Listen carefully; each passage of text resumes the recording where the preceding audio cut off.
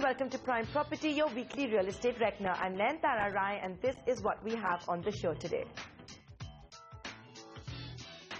The competition watchdog CCI has trained its guns on the real estate sector. As many as 20 big builders and their umbrella organization CREDAI under investigation for allegedly signing one-sided buyer pacts.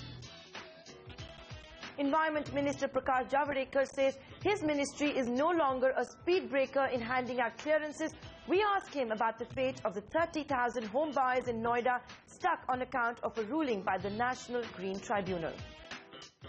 Missing the election code of conduct by a whisker, the Maharashtra government approves a policy that opens up 1,000 land parcels in South Mumbai and gives a go-ahead to redevelop 15 to 20,000 dilapidated buildings in the island city.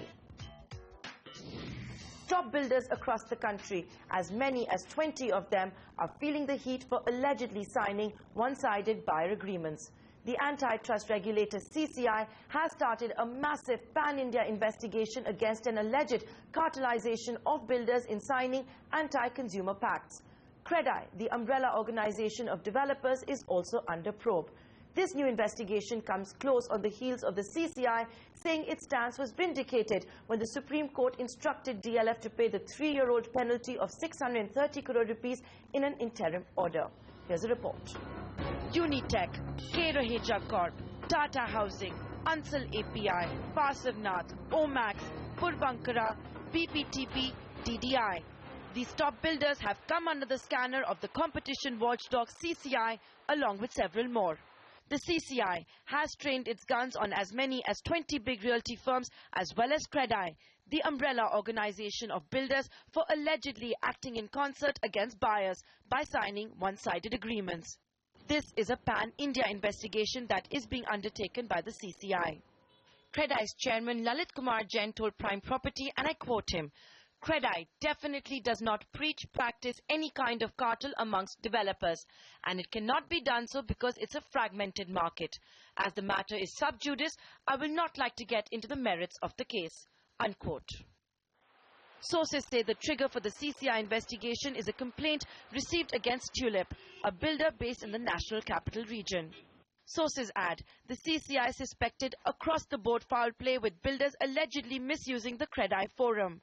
The investigation will also determine if members of CREDAI, that is builders, have acted as a cartel to sign standardized pacts with buyers.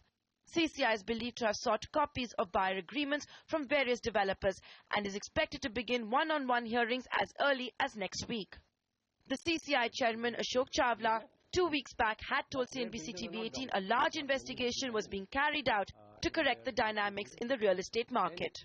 If we find, as we are trying to probe, if we find that many of the builders are acting in concert as if there has been a meeting of minds and they're all trying to copy each other's draft agreements, then we can take it up under a separate provision of the law, which we hope to do as we go ahead.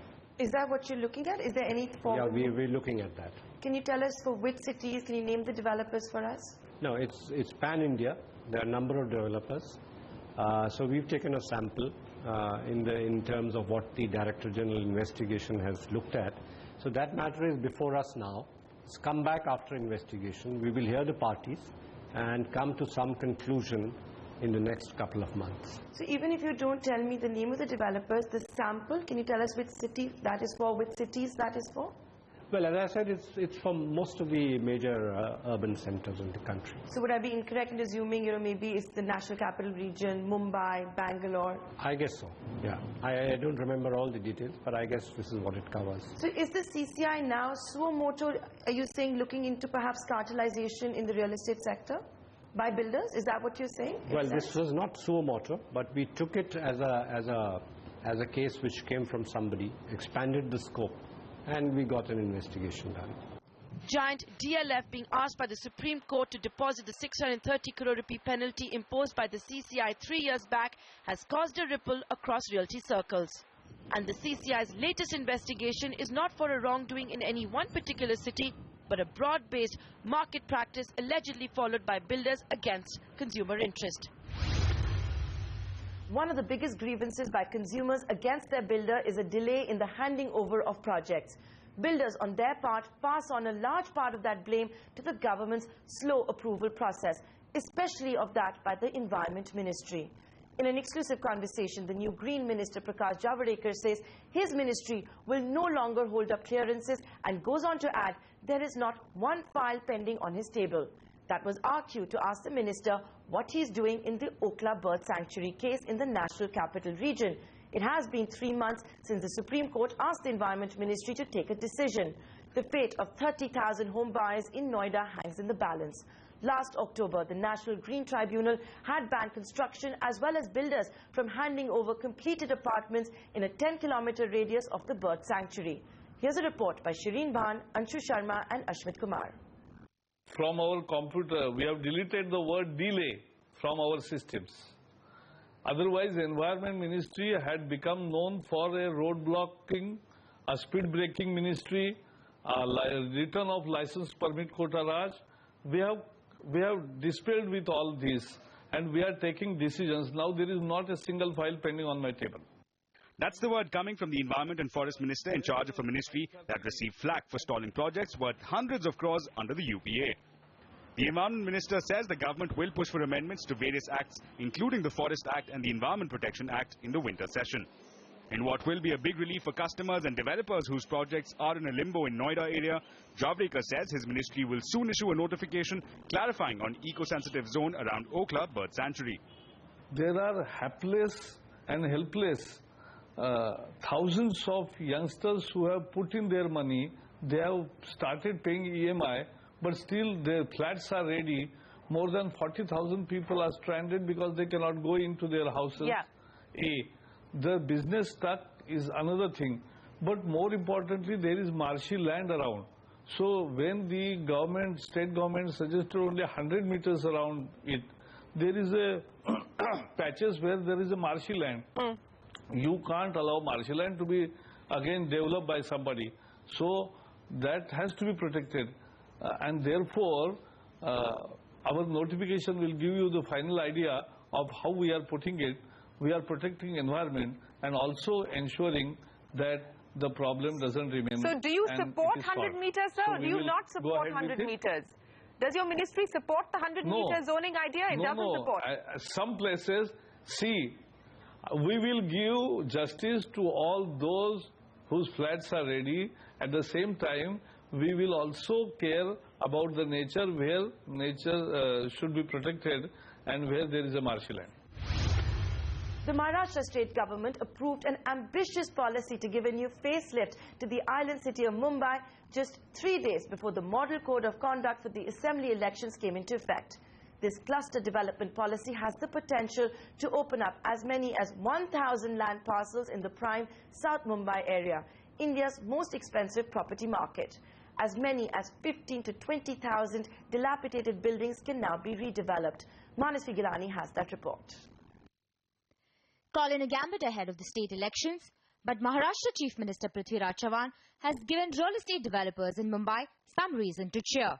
His cabinet has passed new rules which now allow developers to pursue the redevelopment of any dilapidated building, cess buildings, or for that matter, any state or Mahara-owned buildings that have been standing for more than 40 years.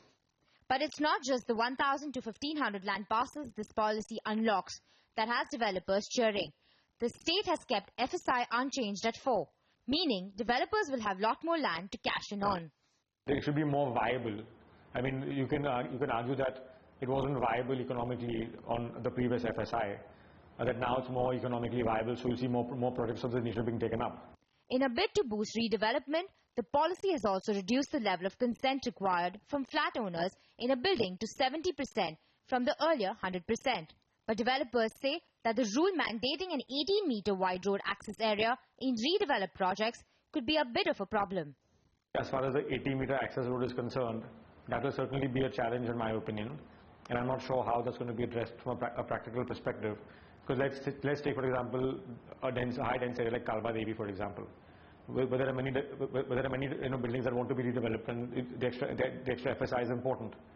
There is no 80-meter road there, right? So that's a significant issue in terms of how that's going to be managed. The rule mandating a minimum redevelopment area of 1 acre or 4,000 square meters, however, has not ruffled feathers.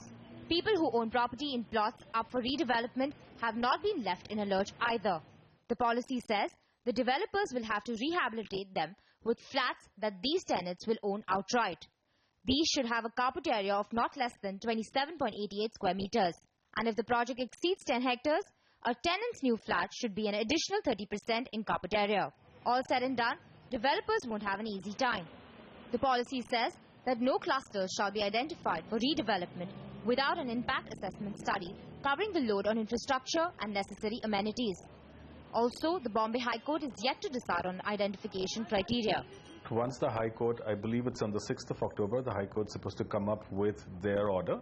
Once that order clears this cluster redevelopment, each individual cluster that approaches for a redevelopment opportunity will actually submit an impact assessment study, which will be reviewed by the BMC.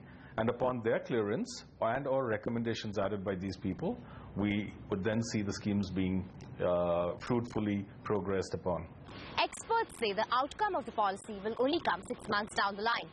While the positives may come in the form of uptick in demand and lower prices for customers, the quantum is still up in the air. In Mumbai, Manasvi Gilani. On that note, we're going to slip into a short break. On the other side, we get you the latest trends when it comes to holiday homes. Stay tuned.